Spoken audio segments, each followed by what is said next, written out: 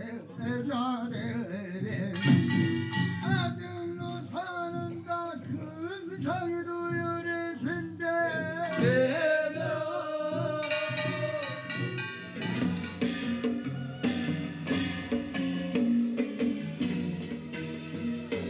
2009년 7월 8일 무더운 여름, 남한산성에서는 무희들의 화려한 고천무와 함께 역사적인 행사가 이루어졌다.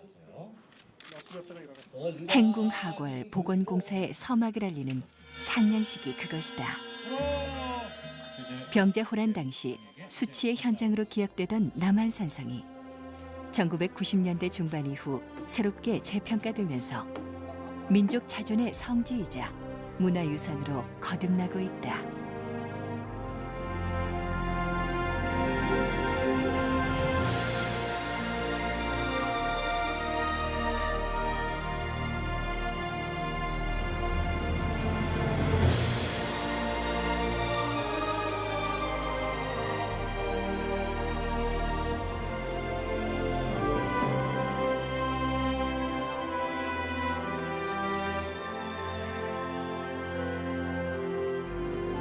짙은 녹음에 둘러싸인 30여리의 성벽은 끝이 보이지 않게 굽이굽이 이어져 있다. 남한산의 주봉인 청량산을 중심으로 북쪽으로는 연주봉, 동쪽으로는 망월봉과 벌봉, 그리고 남쪽의 여러 봉우리들을 연결하여 견고하게 축성된 산성. 그것이 바로 남한산성이다. 남한산성은 백제 건국 당시 오늘날의 서울 지방을 이루는 한산이라는 지명에서 유래되었다고 전한다. 한산의 성은 옛부터 백제 온조의 도읍지로 일컬어져 왔는데 서북쪽은 깎아지른 듯 협곡과 한수로 막혀 있고 동남쪽은 영호남을 제어하며 도성을 막아낼 정도로 하늘이 만들어낸 높은 장자의 기상이요 잔교와 검각같이 험한 형세는 앉아서 싸우지 않아도 이기지 않을 수 없다. 이렇듯 옛 문헌에 의하면 남한산성은 하늘이 내려준 천혜의 요새였다. 그렇기에 이곳 남한산성에는 작은 돌을 겹겹이 쌓아올린 고대 성의 흔적부터 큰 바위를 깎아 축조한 조선 중기의 축성 양식까지 우리 선조들의 산성 건축 양식을 시대별로 찾아볼 수 있다. 한편 성벽의 석축면은 위로 올라갈수록 기울임을 주어 견고함을 더하였고 방어가 취약한 지역에는 옹성을 두어 삼면에서 효과적으로 방어할 수 있도록 설계되었다.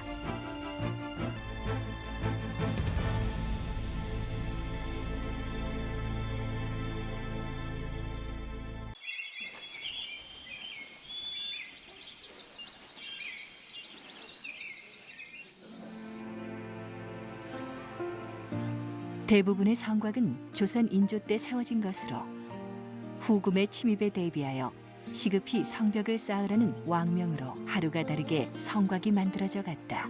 그러나 이회 장군이 맡았던 동남쪽의 축성은 더디기만 하였다.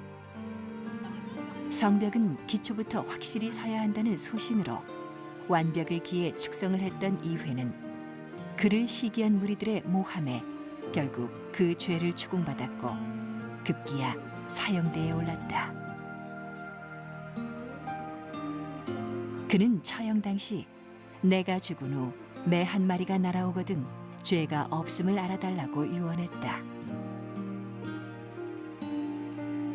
절명의 순간 그의 말대로 한 마리 매가 날아와 바위에 앉았고 그 바위는 지금도 남아 그의 충정을 후세에 전하고 있다.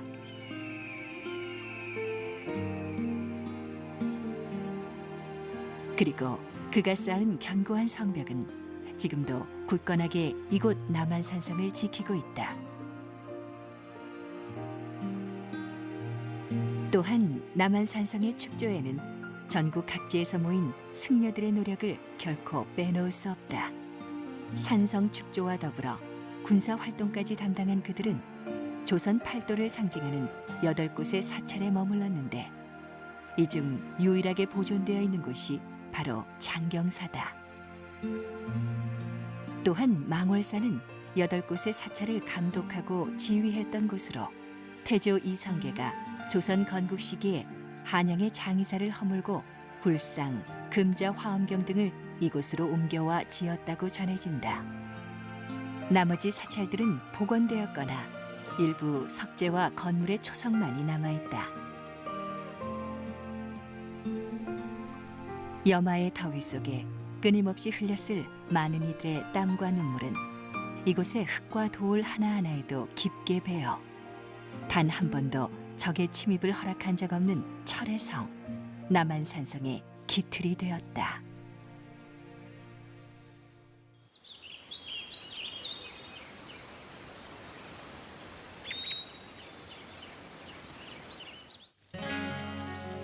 타버릴 듯 남한산을 뒤덮고 있는 10월의 붉은 단풍.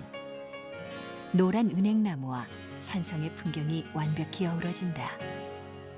산성 동문안 좌측을 지나다 보면 그 숙연함에 절로 걸음이 멈춰진다. 현절사는 병자호란 직후 청나라 심양에 끌려가 비운을 맞은 사막사, 그리고 김상헌과 정온의 위패가 모셔진 사당이다. 이 땅에 자주와 척화를 주장하며 청에서조차 그 뜻을 굽히지 않았던 그들. 청태종은 죽음조차 뛰어넘은 김상헌의 충절에 감동해 끝까지 회유하려 했을 만큼 조선 선비의 기계를 부러워했다고 한다. 현절사는 이 건물이 세워진 것은 1688년 그 병자호란 사막사 홍익한 윤집 오달째 세 분의 위패를 모신 사당이 바로 현절사입니다. 여기 모셔져 있는 분들은 그 당시에 척화파의 일부로서 이 세 분이 대표적으로 그 당시에 희생이 됐어요. 그래서 이 현절사 안에는 사막사 외에 그 당시 척화파의 대표적인 그 대신급으로서 그 당시에 예조판서였던 김상헌과 또 이조 참판이었던 정온 두 분을 나중에 추가로 여기다 배양을 해서 지금 5분의 위패를 모시고 매년 음력 9월 10일에 제양을 올리고 있습니다. 또한 온조왕사라 불리다 정조 때 숭렬전으로 개칭한 이곳은 백제의 시조인 온조와 조선의 이서 장군을 모시는 사당이다.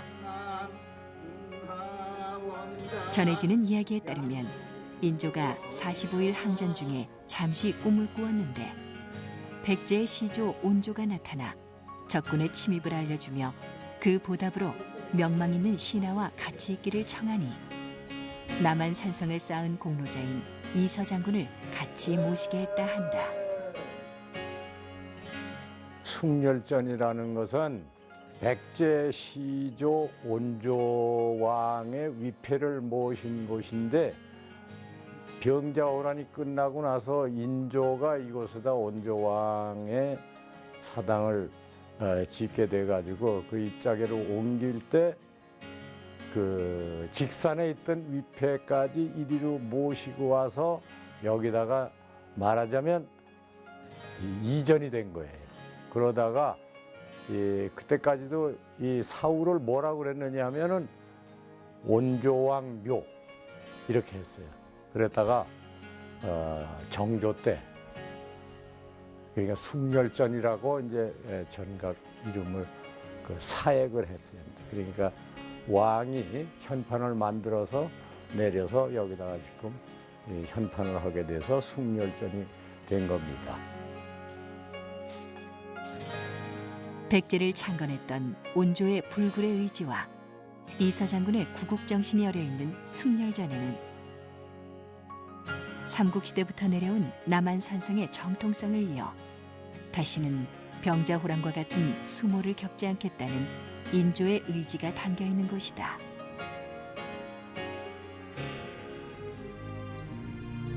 성벽 너머 서울이 한눈에 내려다 보이는 남한산성은 예로부터 중요한 전략적 요충지였다.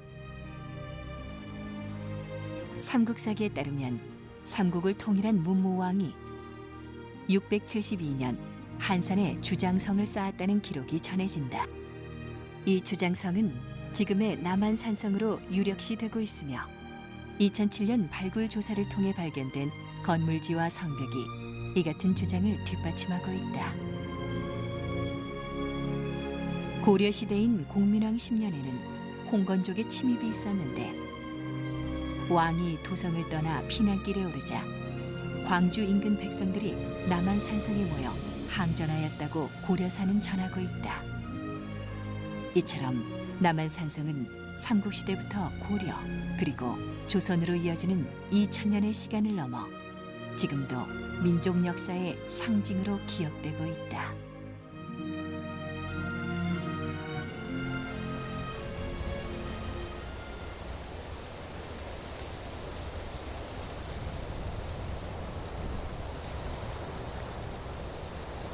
남한산성의 슬픈 역사마저 덮으려 하는 듯 한방눈이 내리고 있다. 조선과 청나라 사이에 팽팽한 긴장감이 돌던 인조 14년 겨울, 청태종이 이끄는 10만여 대군은 압록강을 넘어 한양에 도달하기에 이른다. 형제의 관계를 군주와 신하로 바꾸자고 하는 청나라의 무리한 요구로 벌어진 전쟁, 병자호란이다. 급기야 인조와 조정 대신들은 이곳 남문을 통해 남한산성으로 몽진하게 된다. 한겨울 혹한 속 인조는 1만 3천의 조선의 병사를 이곳 수어장대에서 친히 지휘하며 청나라를 상대로 45일 동안을 결사 항전한다.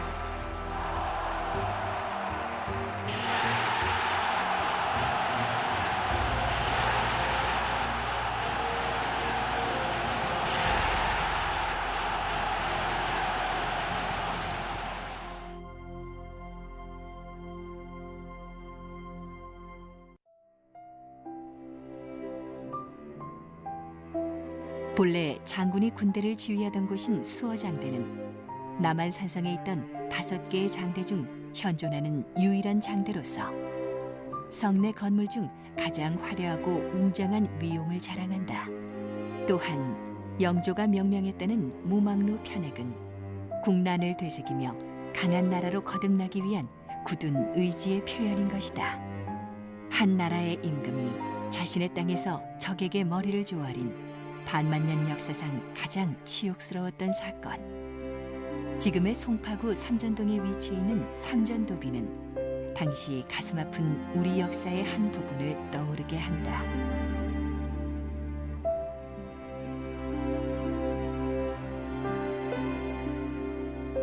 인조와 신하들, 이름 모를 수많은 병사,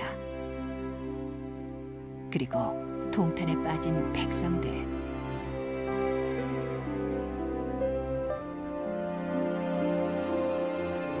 가지 위 힘겹게 쌓여있는 눈처럼 그들을 억눌러 쓸 고뇌가 고스란히 전해진다.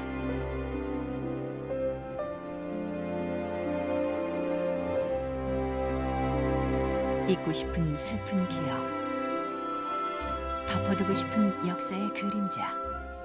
우리는 남한산성을 그렇게 기억하고 있었다.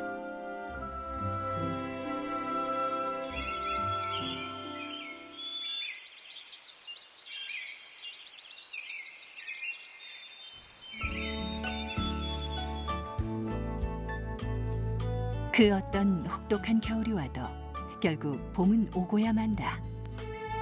매서운 추위를 이겨낸 푸른 새싹들과 화려하게 수놓인 꽃들이 장관을 연출한다. 남한산성에 봄이 시작되고 있는 것이다.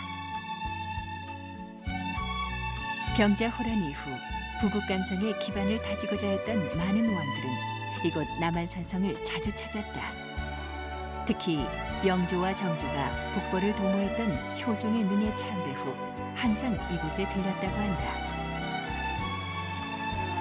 기해 주필, 기해년에 임금의 가마가 멈췄다는 의미로 정조의 행차를 기념하여 당시 수어사인 김종수가 새긴 것이다.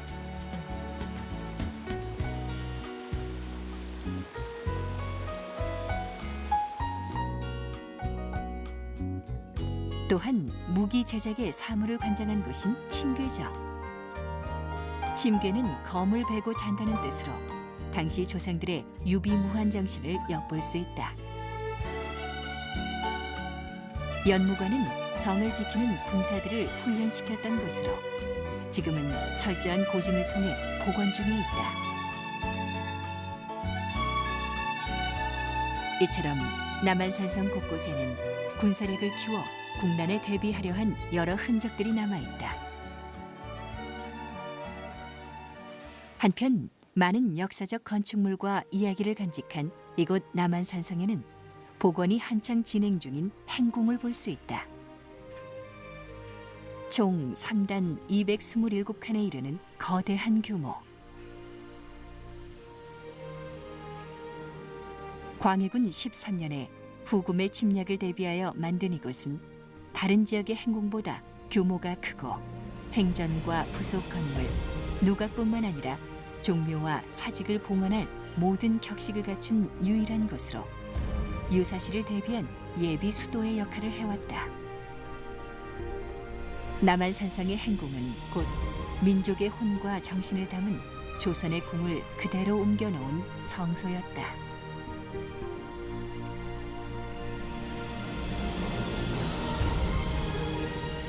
하지만 일제시대에 민족 정기 말살을 위해 해체당하는 수모를 겪기도 한 이곳은 1998년 발굴 조사 후 계속 복원 중에 있다. 그리고 2007년 복원 공사 중 발견된 통일신라의 것이라 추정되는 초대형 기와는 남한산성의 역사를 본격적으로 재조명하는 새로운 계기가 되었다. 또한 세계문화유산 등재를 위한 활발한 노력으로 우리만의 것이 아닌 세계적인 문화재로 우뚝 설 날을 기다리고 있다. 우리 선조들의 강한 기상을 느낄 수 있는 곳. 또한 역사의 아픔과 슬픔이 함께 간직된 이곳 남한산성. 슬픔에 가리워진 수치의 현장이 아닌 외세의 침입으로부터 국가와 민족을 지켜준 민족 호국의 상징으로 우리의 위대한 역사와 전통이 살아 숨쉬는 곳으로 다시금 태동하고 있는 것이다. 남한산성은 단 한 번도 함락된 적이 없는 민족 자존의 살아있는 증명이며 소중히 간직해야 할 우리의 유산이다. 그렇게 민족사의 정통성을 지키고자 하는 의지를 담은 현장으로 남한산성은